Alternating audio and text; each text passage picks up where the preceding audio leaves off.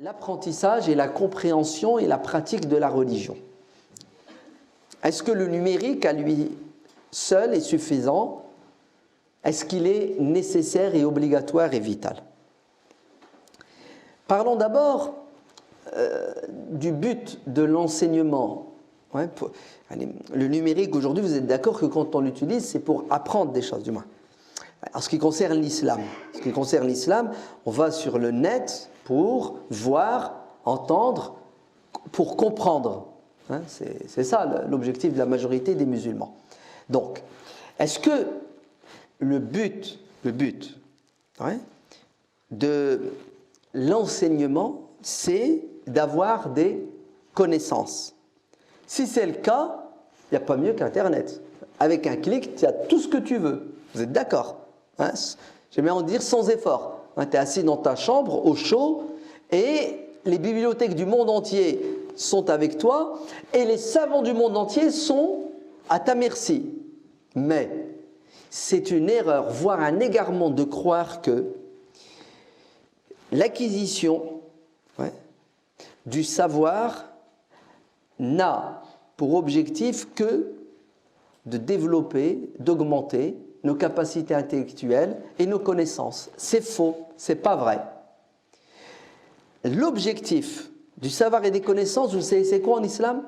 C'est d'aider l'être humain à changer, à se réformer, à grandir, à évoluer. C'est ça le but et l'objectif. Pourquoi? Parce que vous pouvez très bien avoir une tête remplie, c'est-à-dire être hyper intelligent, avoir des connaissances encyclopédiques. Vous pouvez avoir 10 doctorats dans 10 domaines différents et vous êtes un monstre. Oui ou non?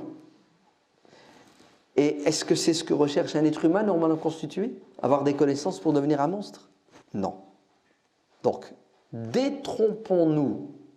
Le but de l'acquisition du savoir et des connaissances, ce n'est pas uniquement d'être intelligent. C'est pas ça. La preuve que c'est pas ça, c'est le Coran qui nous le dit. Il y a 4 versets dans le Coran. 4 versets. Donc s'il y en a 4, c'est qu'il y a une insistance. Le premier verset, c'est celui qui est dans la sourate La Vache, où le prophète Ibrahim, alayhi salatu wassalam, après avoir construit la Kaaba avec son fils Ismaïl, fait une invocation. Vous savez ce qu'il dit?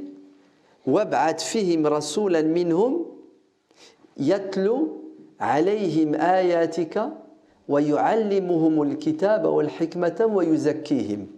Au Seigneur, suscite parmi eux, donc ce peuple, un prophète qui va leur enseigner la religion et qui va les éduquer. Dans 3 autres versets, la sourate Al-Imran, la sourate Al-Jumu'ah et la troisième, je ne sais plus. Bon bref, dans 3 autres sourates, regardez ce que Dieu dit dans le Coran. هو الذي بعث في الأميين رسولا منهم يتلو عليهم آياته ويزكيهم ويعلمهم الكتاب والحكمة. Qu'est-ce que ça veut dire? Ça veut dire que Allah, exalté soit-il, choisit un messager. C'est bon? Quel est le rôle? Quel rôle doit jouer ce messager? Vous êtes prêts? Yatlu alayhim ayatihi. Vous savez ce que ça veut dire, Yatlu alayhim ayatihi? Écoutez bien. Dites-le moi, vous allez voir. Yatlu alayhim, ça veut dire quoi? Donc Dieu envoie un prophète pour réciter, c'est ça? Allez, réciter le Coran. Non. Non. Yatlu alayhim, ici, vous savez ce que ça veut dire? Ça veut dire, il met en pratique le Coran. Eh oui. C'est-à-dire, le prophète doit être un modèle et un exemple. Avant de demander aux gens d'être musulmans, il doit l'être. Avant de demander aux gens de pratiquer l'islam, il doit d'abord le pratiquer.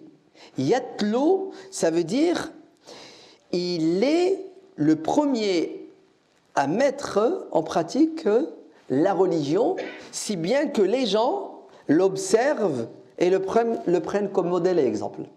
Voilà, c'est ça que ça veut dire, Yatlu alayhim. Puisque juste après, Dieu dit yu'allimuhumul kitaba wal hikma, il leur enseigne. Donc vous avez vu l'enseignement. La récitation pour la récitation, ça ne sert à rien. Un prophète, ce n'est pas un chanteur qui est venu pour chanter le Coran. Non. Le prophète, c'est quelqu'un qui est venu pour montrer aux gens que cette religion est accessible. C'est-à-dire un être humain, il peut la pratiquer puisque lui-même il la pratique. Et qu'elle est bonne et utile puisque il leur a prouvé à travers lui-même que c'est bon et utile. Deuxièmement, c'est ce qu'il doit faire le prophète. Il doit leur donner la nourriture intellectuelle. Donc former les esprits, les éduquer intellectuellement. C'est ce qu'on appelle l'enseignement. Ça suffit? Non, il y a une troisième chose. Vous êtes prêts? Yuzakkihim. Il les purifie. C'est-à-dire, il les accompagne pour les réformer. Vous avez compris? C'est-à-dire, il est le modèle et l'exemple, il donne l'instruction et il vit avec eux au quotidien, il est proche d'eux, il les connaît leurs qualités, leurs défauts, leurs faiblesses, leurs manquements, et vous savez ce qu'il fait? Il les soigne. Il les soigne. Donc,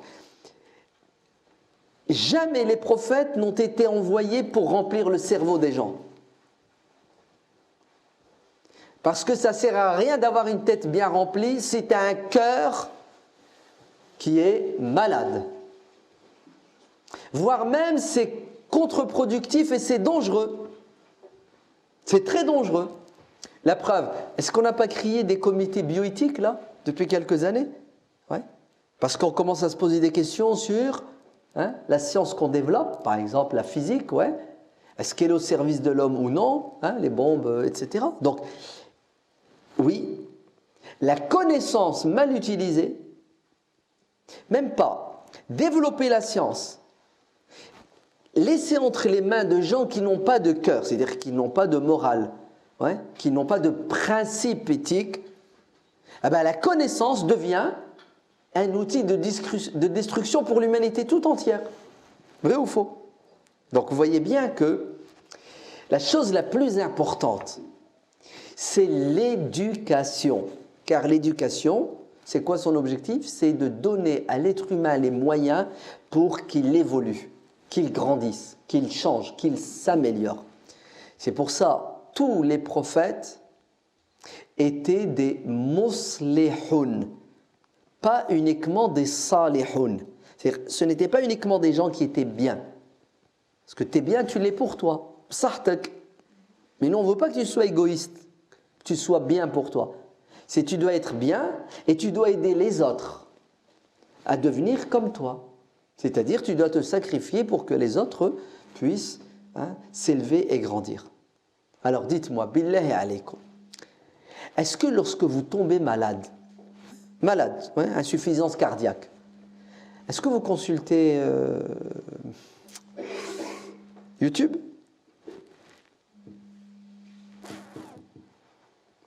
J'espère que non. Le généraliste, si ce n'est pas suffisant, le spécialiste. Vous êtes bien d'accord? Mais ça, c'est pour votre cœur physique et matériel. Et vous savez que le cœur physique aujourd'hui, je peux l'enlever et mettre une machine à la place, une pompe. Ou même pas, je te mets le cœur de quelqu'un d'autre, ou le cœur bientôt d'un cochon et d'un singe. C'est un muscle, le cœur. Alors, on fait quoi avec ces musulmans qui pensent et qui croient que l'acquisition des connaissances via le virtuel, le net, est suffisant pour grandir, pour se purifier? On ne le fait même pas pour notre corps. Qu'est-ce que vous pensez alors du cœur? Voilà, c'est là où le bas blesse. Regardez, je veux dire quelque chose qui va vous étonner. Est-ce que vous savez que les premières années de l'islam, on va dire les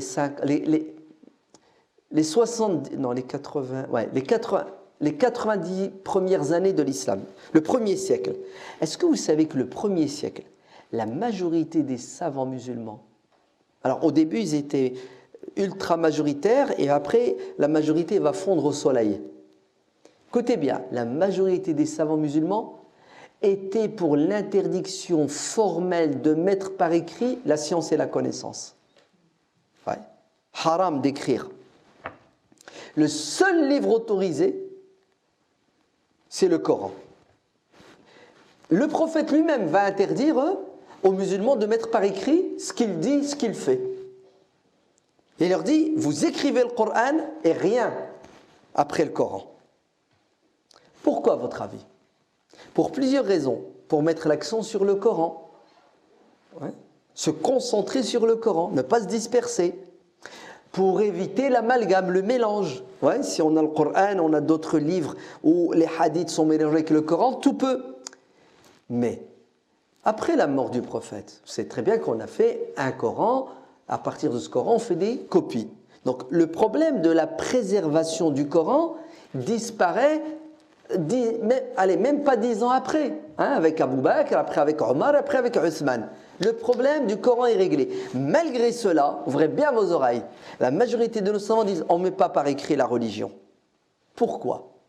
Ben écoutez, pour obliger les gens à s'asseoir dans les mosquées pour apprendre la religion de la bouche de qui?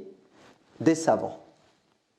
Pour éviter que les gens aillent directement consulter les livres. Bon, après l'interdiction, on va sauter. Ouais. Tout va être mis par écrit. Le grand calife Omar ibn Abdel Aziz, c'est un décret politique.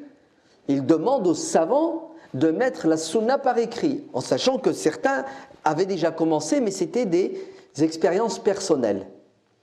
Est-ce que vous savez que par la suite, c'est-à-dire au 2e, au 3e siècle, regardez ce que vont faire les savants. Quand ils vont écrire des livres, ils vont les écrire dans une langue, dans un style hyper compliqué. Et tu te poses des questions, c'est presque... il faut déchiffrer. Vous savez pourquoi ils font exprès? Pour que ça ne soit pas accessible à tout le monde. Tout simplement. Voilà, tu veux étudier quelle matière? Telle matière? Le livre, il existe. Tiens, je te le donne, vas-y. Tu ne vas rien comprendre. Ou tu vas comprendre 5%. Donc, tu es obligé de faire quoi? Tu es obligé d'aller voir le maître. Oui. Car rien de plus dangereux, si ce n'est que de laisser des ignorants, des profanes, des gens qui n'ont pas ni la terminologie, ni les outils de l'intelligence, d'accéder à un savoir. Ils vont se planter. La preuve, je vous défie de vous enfermer et d'apprendre la médecine pendant 10 ans. Je vous donne 20 ans. Combien tu veux? Tu veux 30 ans? 30 ans, vas-y, assimile tout ce qui existe en médecine. Est-ce que tu vas devenir pour autant médecin? Tu seras un charlatan.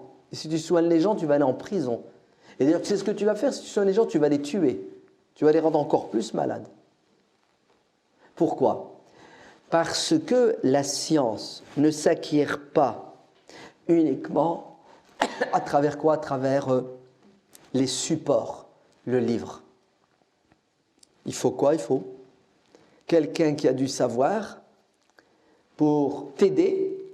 Puis une fois que tu seras autonome, que tu seras en 5e année à la fac, que tu vas préparer ta thèse, là oui, là tu commences. Vous avez bien vu, doctorat, c'est pas au bac. Vous avez vu comment ça se construit? 15 ans, 20 ans avant que tu puisses prétendre à quoi? À pouvoir produire. Avant, tu ne peux pas produire parce que tu n'as pas été formé. Et même quand tu veux faire une thèse, tu es quoi? Tu es accompagné par un directeur de thèse qui t'accompagne. Écoutez, c'est la même chose pour les sciences religieuses. Il est évident que si tout seul, toi-même, de toi-même, tu vas acquérir les sciences religieuses uniquement à travers le livre, tu vas te planter. Tu vas peut-être réussir, allez, peut-être à 10, 20, 30, 40%. Mais sinon, tu vas te planter. C'est pour ça, dans toute l'histoire de l'islam, il y a eu très peu d'autodidactes. Très peu d'autodidactes. 99% des savants, hommes et femmes, sont tous passés par le cursus qui est tout à fait naturel. Le primaire jusque la fac. Jusque l'ijaza, jusqu'à ce que leurs pères les reconnaissent comme étant des savants. Donc, ne serait-ce que pour l'acquisition des connaissances, nous avons besoin de nous référer à quelqu'un qui a le savoir et la connaissance, ou à plusieurs personnes. Ne serait-ce que pour ça. Allez, si je vous donne maintenant le Coran, je vous dis, tenez, lisez le Coran, cogitez le Coran et essayez de tirer du Coran les lois. Allez, ce qui est interdit, ce qui est obligatoire, ce qui est recommandé, déconseillé. Allez-y avec le Coran. Ça va être un massacre. Pourquoi ça va être un massacre? Pas parce qu'on est bête. Toi là, qui vient de soutenir sa thèse en mathématiques, en physique quantique, je te donne le Coran, tu vas te planter parce que ce n'est pas ton domaine. Pourquoi tu es fort en physique quantique? Parce que ça fait 15 ans que tu fais de la physique quantique. Et pourquoi alors nous respectons celui qui a fait 15 ans de physique quantique et qui a été honoré, et nous ne respectons pas celui, ça fait 15 ans qu'il étudie le Coran, qui fait du tafsir du Coran. Non, j'ai besoin de personne. Moi, le Coran, je suis capable. Tu es capable. Donc, si tu es capable, vas-y, fais la même chose avec la physique quantique, fais la même chose avec la médecine. Il y a les livres, ils sont là. C'est faux, c'est pas vrai. On est obligé de suivre un cursus, on est obligé d'avoir des maîtres et des professeurs pour prétendre à quoi? À un niveau, et ensuite s'ériger en tant qu'enseignant, en tant qu'imam, en tant que prédicateur. Sinon, c'est le boxon, c'est le foutoir. Et c'est exactement ce qui est arrivé, ouvrez bien vos oreilles, à une partie de notre jeunesse depuis une vingtaine d'années.